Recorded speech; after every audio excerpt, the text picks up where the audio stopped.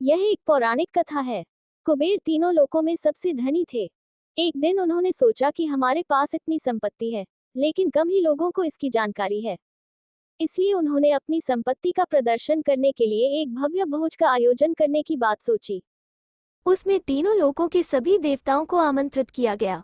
भगवान शिव उनके इष्ट देवता थे, इसलिए उनका आशीर्वाद लेने वह कैलाश पहुंचे और कहा, प्रभु, आज मैं तीनों लोकों में सबसे धनवान हूँ। ये सब आपकी कृपा का फल है।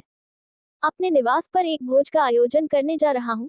कृपया आप परिवार सहित भोज में पधारने की कृपा करें।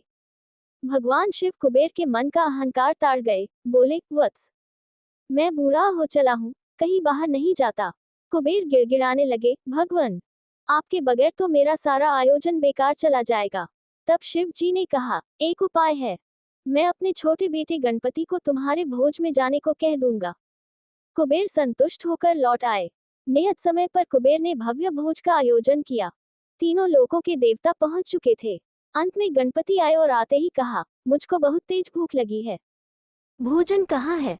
कुबेर उन्हें ले गए भोजन से सजे कमरे में। सोने की थाली में भोजन परोसा गया। क्षण भर में ही परोसा गया सारा भोजन खत्म हो गया। दोबारा खाना परोसा गया, उसे भी खा गए।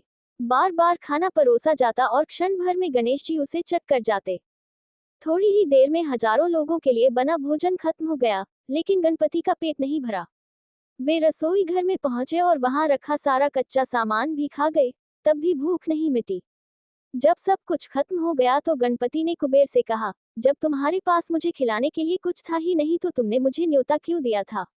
कुबेर का अहंकार चूर चूर हो गया। अगर आपको ये कहानी अच्छी लगी हो तो ऐसे ही कहानी सुनने के लिए लाइक, शेयर और सब्सक्राइब जरूर करें।